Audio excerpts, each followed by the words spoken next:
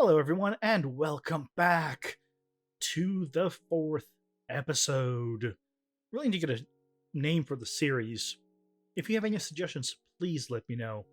But now that we are done with the bee farm, and we've got a good amount of stuff, this is now my bee chest. We've got almost 2 stacks of honey, got a good amount of honeycombs, and I just got this kind of organized for that chest.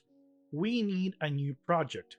So, for the new project, I was thinking of doing the upgrade of our tree farm because, as you recall, during the world tour, the tree farm kind of broke.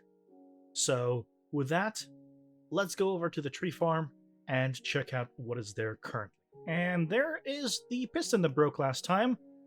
As you can tell, this tree farm it's not the best. It's pretty slow now. It's not efficient. It needs a replacement, a full one, and that's the plan. I'm planning to replace it with the new Universal Tree Farm El Mango has released that can do. It does really, really well. Plus, with the new blast chamber, it's going to be fantastic. So I'm going to go ahead and remove all of it and build a new one, whether in this area or slightly next to it, I'm not sure. I'll need to kind of see how it fits. But otherwise, it's going to require a lot of resources, and I'm going to go ahead and put the list of materials that I've calculated on the screen now. So as you can tell, it's going to need a lot of stuff. So I'm going to go ahead and start gathering all of these up, and see you soon.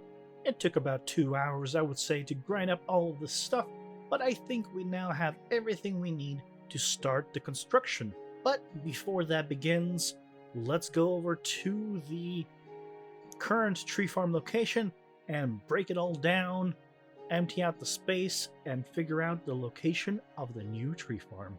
And here we are at the iron farm. Now all we gotta do is knock down this entire thing and release the sheep from its confinement.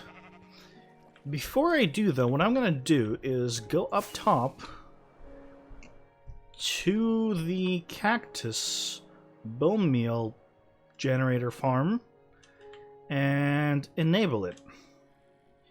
Boom. So that... There it goes.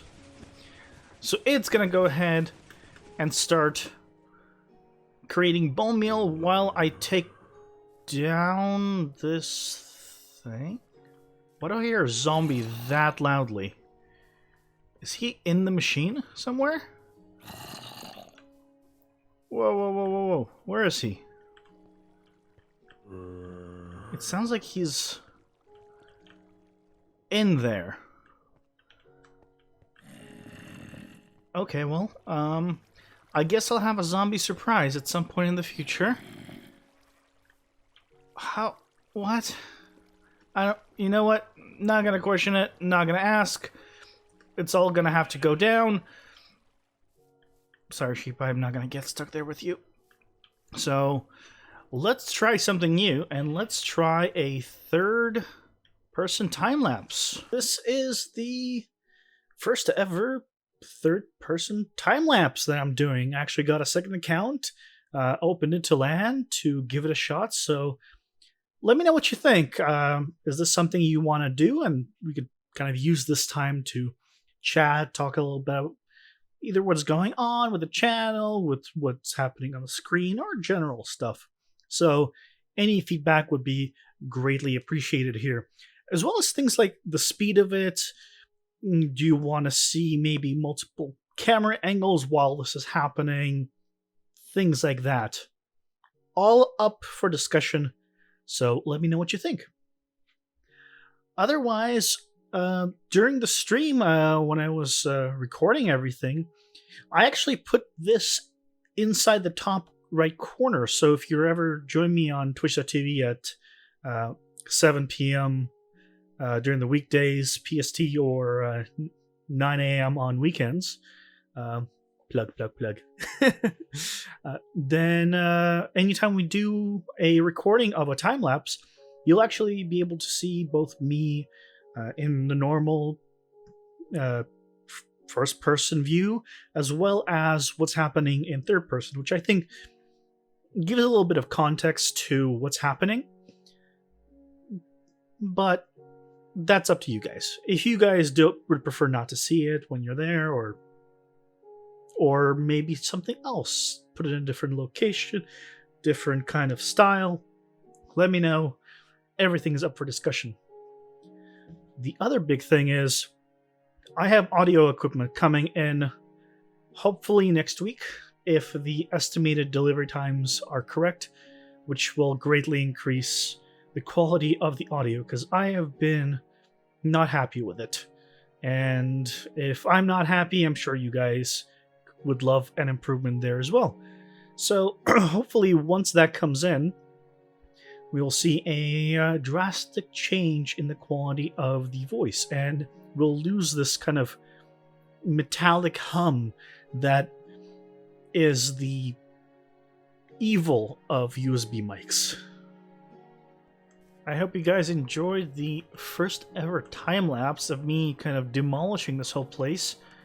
I did leave these chests just because they have mostly just saplings and sticks, so I'm just going to move them over to the new location, which we should find out where it will be. In the meantime, let's go ahead and just drop off what's left. So this is all the stuff that I picked up from this farm. Yep. So look at all that iron. 5 stacks of blocks, almost 6 stacks of blocks there. More stacks of iron there, more stacks of iron there, more stacks of... And during this entire process, the iron farm has been running. So it's been collecting a good amount of iron. So yeah, and this guy is now pretty much stuck here unless I let him out. So here, get out. You have your one chance. Get out. Like fully, like out that way. Go in that direction. Come on. Come on. No, if you go into the center... Okay, good. Good, good, good. No stone pieces are gonna end up in the system, but that's fine. As long as he's safe. Poor little guy.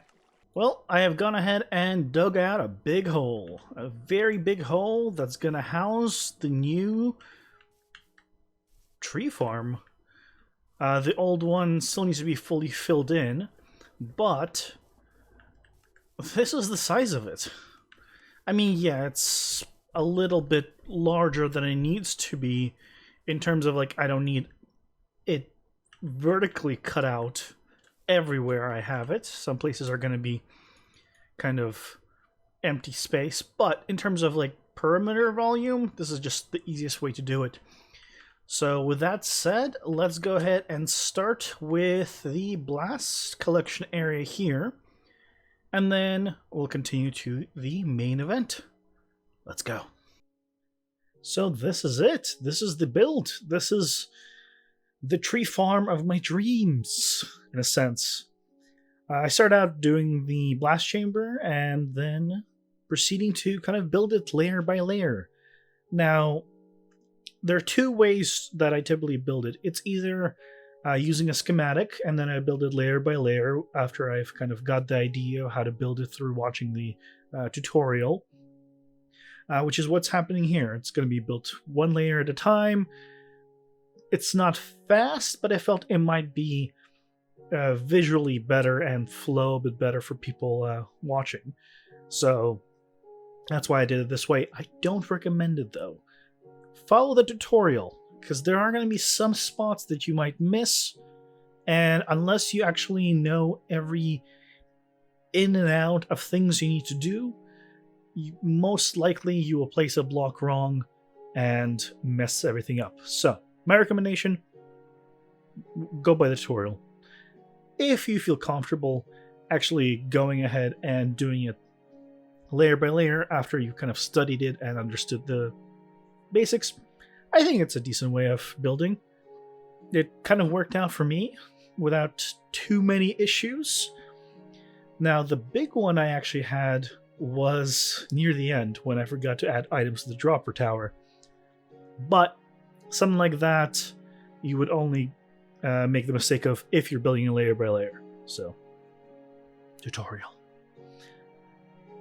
Now, the other thing, during this building process, I actually had the Wandering Trader appear twice, and over there, as you might see, is a creeper. While this was happening, I was just hearing regular walking sounds nearby. I was like thinking, sheep, cow, there's villagers that got out. This could have been so disastrous.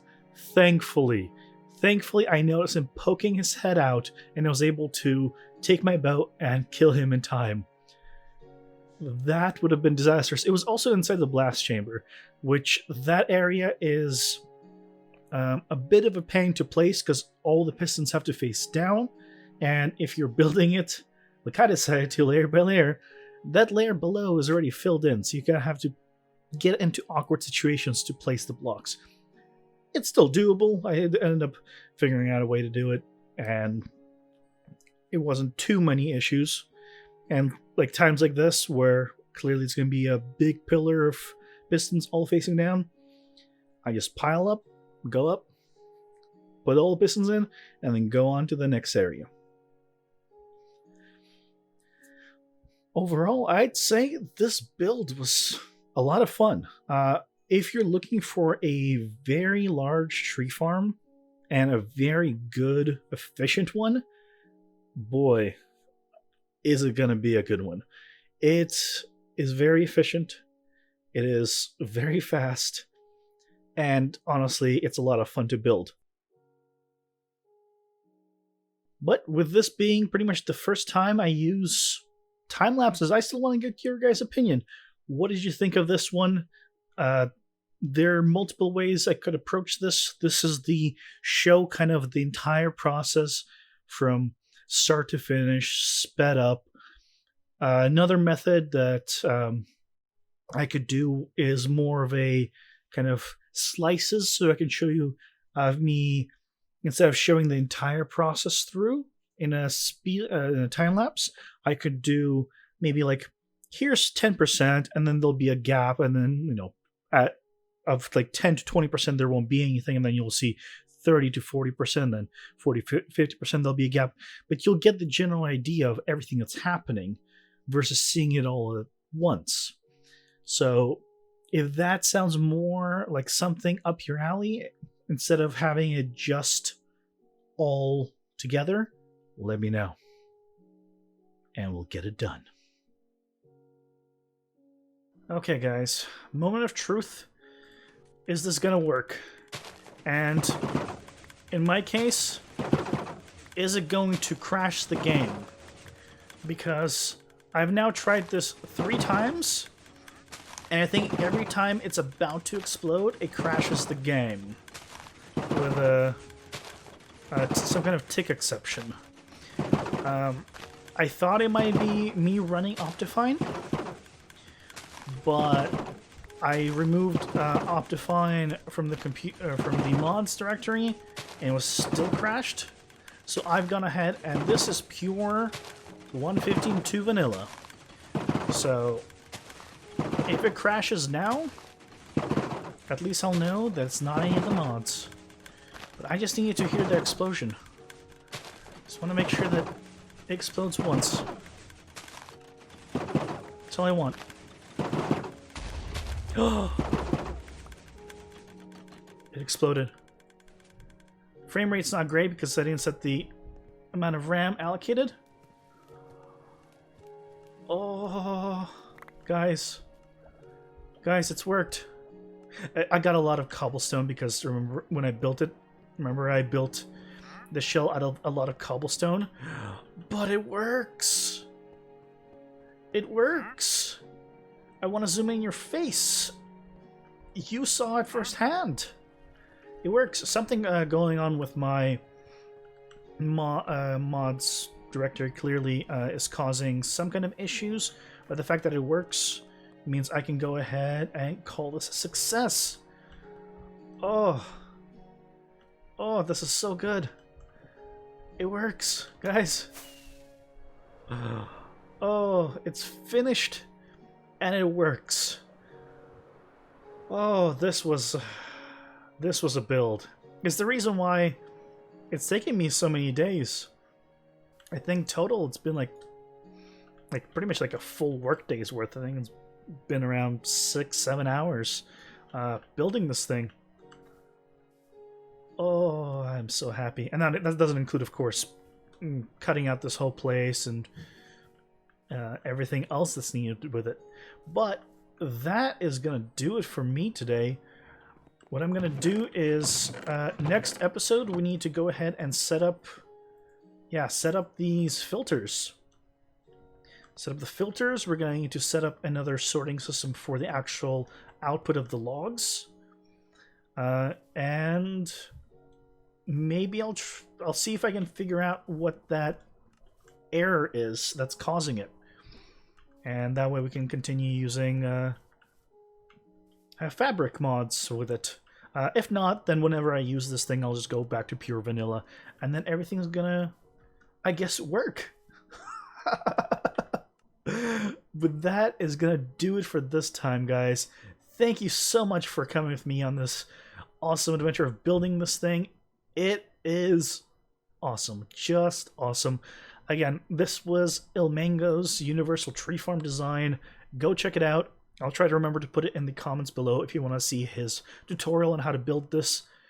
With that, thank you guys so much for watching. I hope you enjoyed it.